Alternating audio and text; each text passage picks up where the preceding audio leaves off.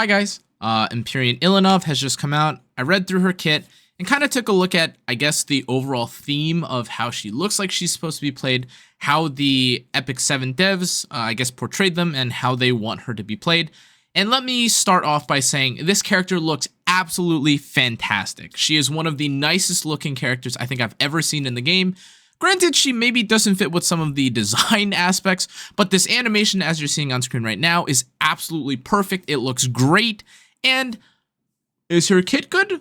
Well, let's break it down real quick. So the first thing that we have to look at, of course, is her stats in her kit. And it's a little bit odd because, as you can see, she has decently high HP, which is fine, but her speed is mildly low. She does have decently high defense as well, but it's nothing really to write home about. She's got about below average speed. She's got high HP and high defense. Okay, but she doesn't have effectiveness. She doesn't have crit chance. She doesn't have effect resistance, and her attack is not that high, which I guess would lead you to believe that, especially since she is a Cancer Knight, maybe she's more tanky, maybe she's supposed to be more of an Aureus Knight. Well, as you can see real quick, let's get into her first skill, which is that she increases the penetration resistance of all allies by 20%, and after every ally, or after every attack suffered by an ally, she increases her own combat readiness push by 10%. Now, I know what you're thinking. Increasing pen resistance by 20%, or if I'm not mistaken, I think it actually is 30% after the skill enhances, seems pretty decent.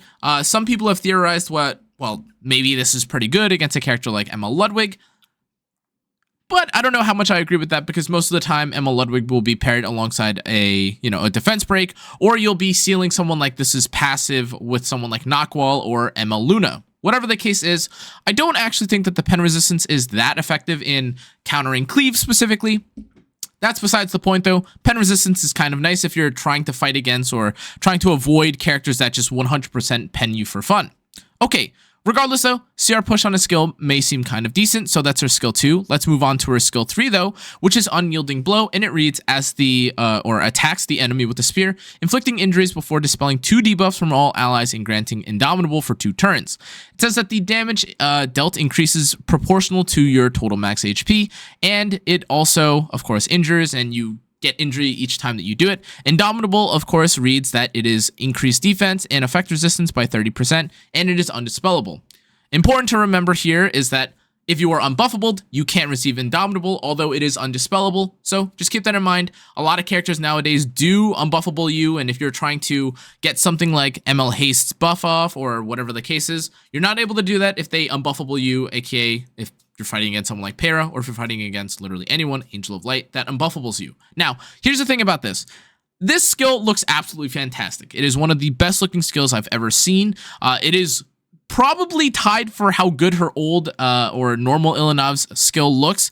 However, the 2 buff Dispel, while kind of cool, doesn't really sound that great, because as you read here, it says that, again, as you've probably already seen, she's 95 base speed, and you want her to be super high HP.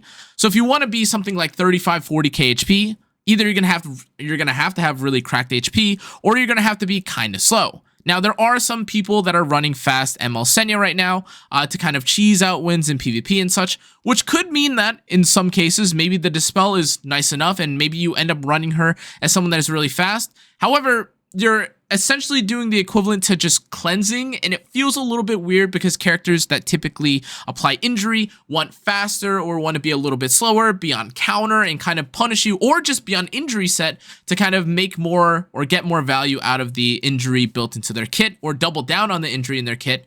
However, as we'll see here in a moment, the injury that you actually do with this ability, especially if you're hitting them for the first time, is not that significant, especially if you aren't on injury set, or well, we'll see in a moment. We'll get into that though. That her skill 1 says that it attacks the enemy with the sword, and you absorb some of the damage dealt as health, and it also inflicts injuries. So again, this is totally fine, and of course, the Soulburn here reads that it increases the damage dealt and deals additional damage equivalent to the injury amount on the target.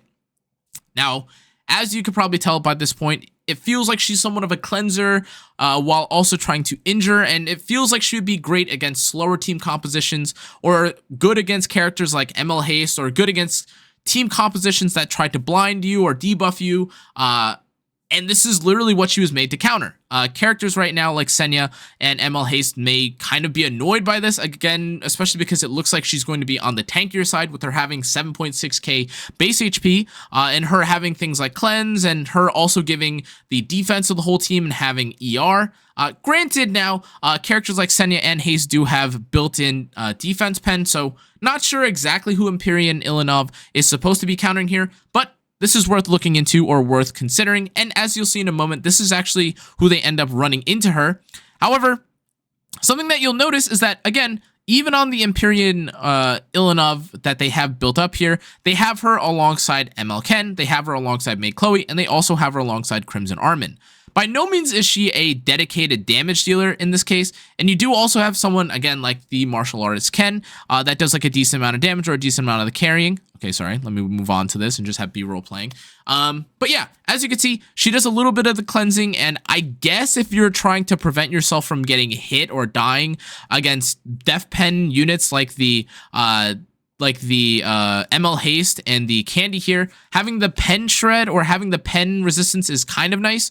But keep in mind, again, that you're resisting 30% where they basically pen 100%. So again, things will kind of have to, or you'll kind of have to see. But what's like really wild about this is that assuming that things were kind of tuned properly, the ML Politis would have just cleansed off, or, you know, could have I guess like you probably could have removed or tuned in such a way that you could remove all of the buffs from the Crimson Armin. You could literally just defense break the entire team, and it would have felt a little bit worse.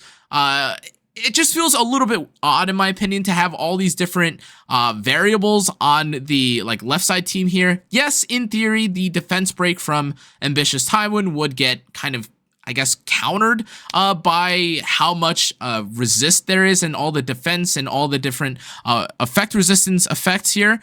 But it's also Rage a Tywin, so things feel a little bit weird. And again, the team doesn't seem that realistic because, again, you have Maid Chloe fighting against an ML Haste, which makes this feel a little bit odd. However, I do understand where they were trying to go with. They're trying to make a showcase where, oh, look, they do a bunch of injury, or, oh, look, like you're not able to penetrate the enemy team really fast. And although the right side team doesn't seem unrealistic, it feels a little bit odd for you to be running like Maid Chloe, Armin, and like an ML Ken, which makes the showcase a little bit odd. However, again, my kind of initial thoughts towards this is that if you're trying to take this in something like RTA, I can't imagine that either Ilynav is going to be let through, or I can't imagine that people are going to be like so blind as to just only take Def Pen characters here. You'll probably end up fighting against characters that either unbuffable the team so you can't get the Indomitable off, or you're just going to defense break them before you do the full penetration, and it's going to look even more ridiculous. And now what that means is that for a character like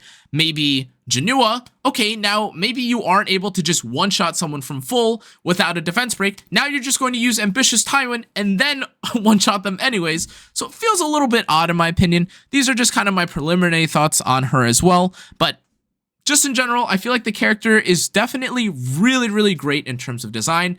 But I feel like in terms of, I guess, the complexity or the straightforwardness of the character, it feels like it's going to be a test to see who can stack more defense breaks, or who can unbuffable, or who can defense break more. And it doesn't feel like she's nearly as OP as some of the other characters.